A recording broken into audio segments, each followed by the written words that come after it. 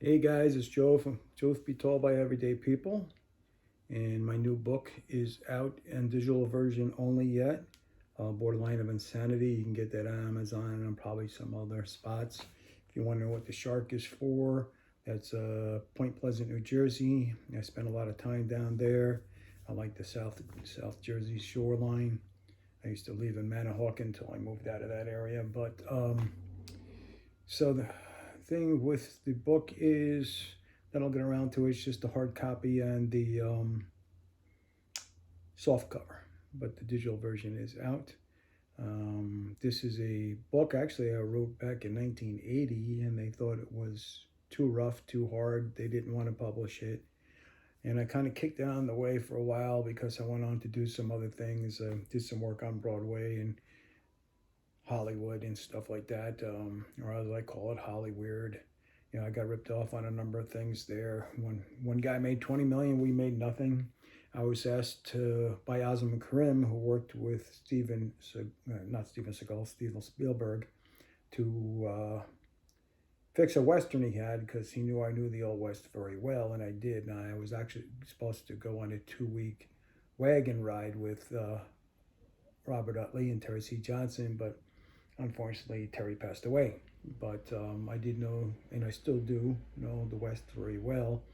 And he said, "Can I send you a copy over of what we have of the Buffalo Soldiers?" I said, "Absolutely."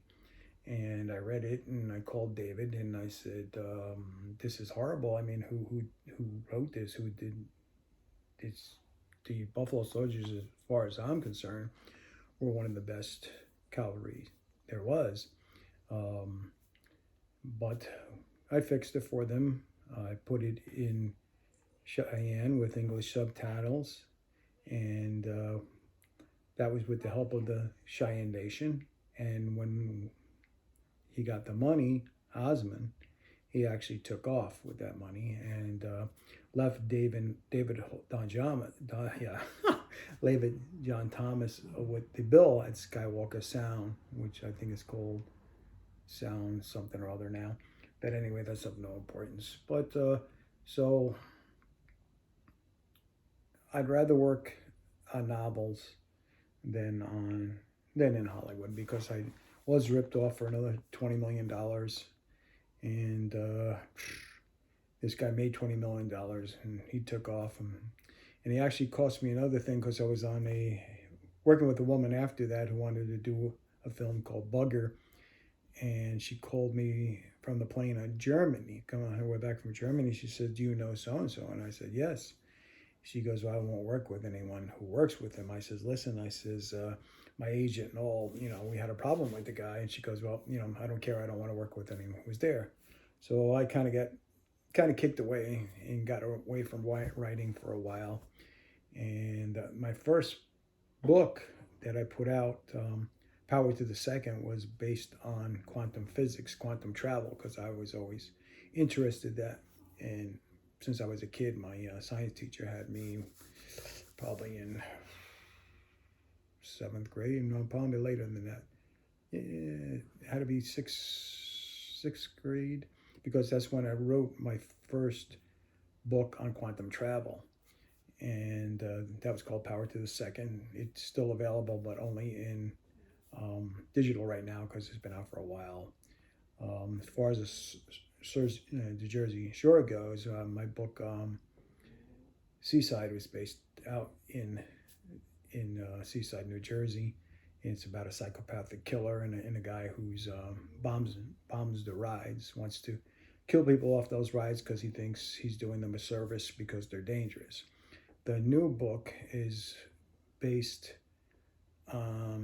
It's about a guy who dies and they believe is dead. He dies and this woman brings her back to life. This woman, this doctor, is based on someone I remember back. That's got to be 20 years or more. And she was on some talk shows and had written some things that she was able to roll the human body back 20 years if she spliced a gene into it, and there would be no more sickness, no more cancer. And I guess she was warned a couple times to stay off the talk shows, to stay off, out of the magazines and papers. And I guess she wasn't going to listen, and she disappeared. So that woman is one of the basics in borderline of insanity, because she brings this person back from the dead, and he has a vendetta with a police officer who shot him off the George Washington Bridge. Now, guy, in the original version, when I wrote this many years ago, when the guys I know read it, and he goes, "My God," he goes, "this is kind of crazy," and he's like, "Oh, I don't know if I want to ride with you," but anyway, he came back after Dahmer had did the atrocities that he did, and he goes, "Did you know Dahmer in any way? Or was there any way you could have had your manuscript?" I said, "No, why?" He goes, "Because a lot of what he did was what you wrote," and I always wondered about that. But it's a good book if you like thrillers. There's a lot of twists and turns. Um, I mentioned things about pineapples in there, and it's not what you think it is. It's a page turner if you like thrillers. So take a look at it. Um, my idea as far as writers go, it might be a little different than most people, because without a writer, you have nothing. Without a writer, you don't have a movie. The writer is more important than that actor or anyone else on that set, because without him, you don't, or her, you don't have him. Same thing with Broadway. Same thing with, say, any president or anybody else running for office. They have someone writing writing for them. They're not doing it themselves off the cuff. Trump might have done it, I heard that, but he made one of the few that did it off the cuff. But most of them, there's somebody back there writing for them. So if you guys are book writers or any kind of writers, remember, most of the ideas that came from writers. It didn't come from other people. It came from, quantum travel, right? Star Wars, stuff like that. Traveling, cars that float, cars that talk, stuff like that. That was in the mind of a writer first. So keep that in mind when you're looking at a film, or you're reading a book, or you're seeing a play. Somebody wrote that. And without that person writing that play, that book, no film would never have been done. So you guys have a great day. Maybe I'll bump into you down in South Jersey. You don't know. If you do, say, "Hey, Joe, how you doing?" I'll let you know when the paperback is coming out and when the hard copy is coming out. God bless you and have a great day.